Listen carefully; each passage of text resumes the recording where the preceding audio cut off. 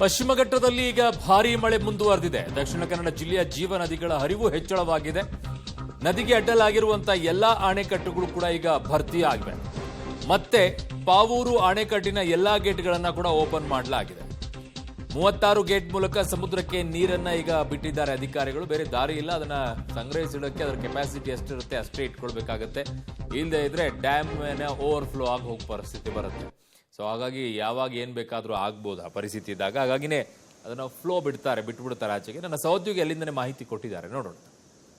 ದಕ್ಷಿಣ ಕನ್ನಡ ಜಿಲ್ಲೆಯಲ್ಲಿ ಕಳೆದ ಕೆಲವು ದಿನಗಳಿಂದ ನಿರಂತರವಾಗಿ ಸುರಿದಿರುವಂಥ ಮಳೆ ಇವತ್ತು ಸ್ವಲ್ಪ ವಿರಾಮವನ್ನು ಕೊಟ್ಟಿದೆ. ಇವತ್ತು ಜಿಲ್ಲೆಯ ಕೆಲವೊಂದು ಕಡೆಗಳಲ್ಲಿ ಮಾತ್ರ ಬಿಟ್ಟು ಮಳೆ ಆಗ್ತಾ ಇದೆ. ಇನ್ನು ಕೆಲವೊಂದು ಕಡೆಗಳಲ್ಲಿ ಮೋಡ ಕವಿದ ವಾತಾವರಣ ಇದೆ. ಆದರೆ ಪಶ್ಚಿಮ ಘಟ್ಟದಲ್ಲಿ ನಿರಂತರವಾಗಿ ಮಳೆ ಸುರಿತಾ ಇದೆ. ಕಳೆದ ಸುಮಾರು 6 ದಿನಗಳಿಂದಲೂ ನಿರಂತರವಾಗಿ ಪಶ್ಚಿಮ ಘಟ್ಟದಲ್ಲಿ ನಿರಂತರ ಭಾರೀ ಮಳೆ ಆಗ್ತಾ ಇದೆ. ಹೀಗಾಗಿ ಜಿಲ್ಲೆಯ ಎಲ್ಲ ಜೀವನದಿಗಳು ತುಂಬಿ ಹರಿತಾ ಇದೆ. ಹೀಗಾಗಿ ಮುಂಜಾಗ್ರತಾ ಕ್ರಮವಾಗಿ ಜಿಲ್ಲೆಯ ಎಲ್ಲ ನದಿಗಳಿಗೆ ಅಡ್ಡಲಾಗಿ ಕಟ್ಟಿರುವಂಥ ಅಣೆಕಟ್ಟುಗಳ ಗೇಟ್ಗಳನ್ನು ಓಪನ್ ಮಾಡಲಾಗಿದೆ. ನಾವು ಮಂಗಳೂರಿನ ಹೊರವಲಯದಲ್ಲಿ ಇರುವಂಥ ಪಾವೂರು ಅಣೆಕಟ್ಟನ್ನು ಗಮನಿಸುವುದಾದರೆ ಇಲ್ಲಿ ಕಳೆದ ಕೆಲ ದಿನಗಳ ಹಿಂದೆ ಒಮ್ಮೆ ಗೇಟನ್ನು ಓಪನ್ ಮಾಡಲಾಗಿತ್ತು. ಆ ಬಳಿಕ ಮತ್ತೆ ಮಳೆ ಕಡಿಮೆ ಆದ ಸಂದರ್ಭದಲ್ಲಿ ಕೆಲವು ಗೇಟ್ಗಳನ್ನು ಕ್ಲೋಸ್ ಮಾಡಲಾಗಿತ್ತು. ಆದರೆ ಈಗ ಪಶ್ಚಿಮ ಘಟ್ಟದಲ್ಲಿ ಮತ್ತಷ್ಟು ಮಳೆಯ ಪ್ರಮಾಣ ಹೆಚ್ಚಾಗಿರೋದ್ರಿಂದ ಈ ಪಾವೂರಿನಲ್ಲಿರುವಂಥ ನೇತ್ರಾವತಿ ನದಿಗೆ ಅಡ್ಡಲಾಗಿ ಕಟ್ಟಿರುವಂಥ ಏನು ಅಣೆಕಟ್ಟಿದೆ, ಈ ಅಣೆಕಟ್ಟಿನ ಎಲ್ಲ 36 ಗೇಟ್ಗಳನ್ನು ತೆರೆದು ಬಿಡಲಾಗಿದೆ. ಹೀಗಾಗಿ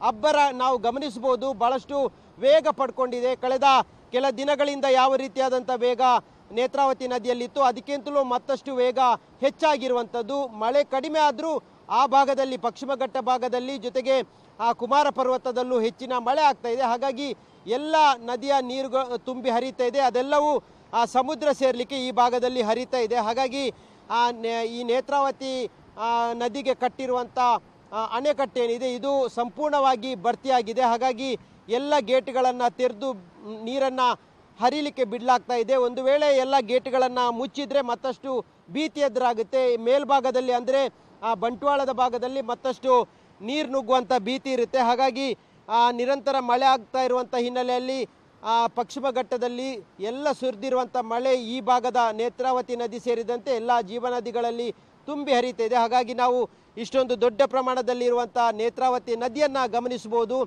ಹೀಗಾಗಿ ಈ ಭಾಗದಲ್ಲಿ ನೀರನ್ನು ಬಿಟ್ಟಿರೋದ್ರಿಂದ ಕೆಳಗಿನ ಭಾಗದಲ್ಲಿರುವಂಥವರು ಮಂಗಳೂರು ಸಮೀಪದಲ್ಲಿರುವಂಥ ತಗ್ಗು ಪ್ರದೇಶದ ಜನರು ಎಚ್ಚರಿಕೆಯಿಂದ ಇರಬೇಕು ಅನ್ನುವಂಥ ಸೂಚನೆಯನ್ನು ಜಿಲ್ಲಾಡಳಿತ ಮತ್ತೆ ಕೊಟ್ಟಿರುವಂಥದ್ದು.